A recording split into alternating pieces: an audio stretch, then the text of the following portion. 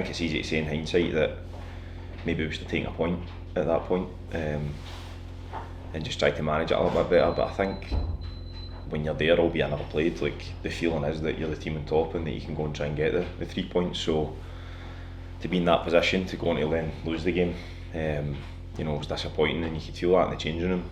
But to be honest, you know, once you've had a bit of time away and you can think about it, it doesn't really change what we need to do. We need to try and win as many games as possible between now and the split to stay in contention and to stay close, and then we've got everything to play for once we get to that. So it's a disappointing result. It's a blow to us, especially having picked up 3 points last weekend, but in the grand scheme of things it doesn't change too much for what we need to do. I think that the team had been playing a bit better for a few weeks. I think that changed. I think I probably spoke to you before about that. I think there was periods early in the season where it was tough. You know, we weren't getting points, we weren't scoring goals. Defensively, we weren't where we needed to be, and the performances weren't where they needed to be. But I think more recently they have been better, and that can at least give you confidence and a bit of belief, knowing that you're not too far away. But we're running out of opportunities, and we can't continue to say that performances are better, but we're not quite getting the results. So it's frustrating to start a game the way we did on Saturday, in such a big game for us. We all knew what we were going to be facing, but again we show the qualities that we need, a bit of resilience, a bit of fight, and kind of courage to go and get ourselves back in the game, and those are the aspects of that performance that we need to now carry into Wednesday.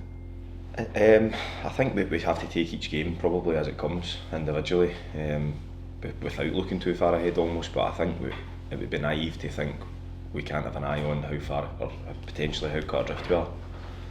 We need to try and keep that, or stay as close as possible to whoever's 11th, and then we go and play all those teams round about us.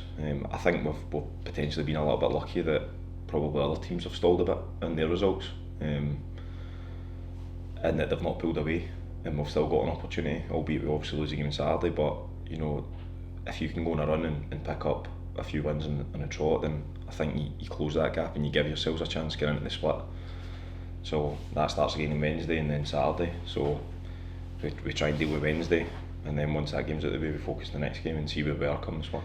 Without ever looking too far ahead, after winning against St Mirren, if you'd managed to then go and win the next 2 or 3 games that were in front of you, those were all the teams closest to us, and you really could have kind of pulled yourselves right back in, and maybe pulled a couple of teams that felt they were a little bit further away. So we've not managed to do that on Saturday, but we still have another opportunity to go and pick up 3 points against a team that aren't too far away, but most importantly try and close the gap on Ross County, who sit immediately above us. Probably not. I think the advantage they've got is that we are slightly cut adrift just now, and they'll be looking saying we need a couple of wins, and we put that to bed, and that's always the uphill task you've got when you're the team sitting at the bottom. And unfortunately that's the position that we've put ourselves in by cutting ourselves adrift. You know, that other teams look and say we're maybe only 1 or 2 wins away from basically giving ourselves the breathing space, and they can try and look up. We are chasing the full time, and every result that we don't pick up allows another opportunity for another team to pull away. But that's the circumstances we find ourselves in through nobody else's fault, and we need to try and rectify that by winning games. They are. I watched the game yesterday, and I thought, particularly in the first half, I thought they were excellent. Limited Celtic to very, very little, and just looked a right good side with the ball, without the ball.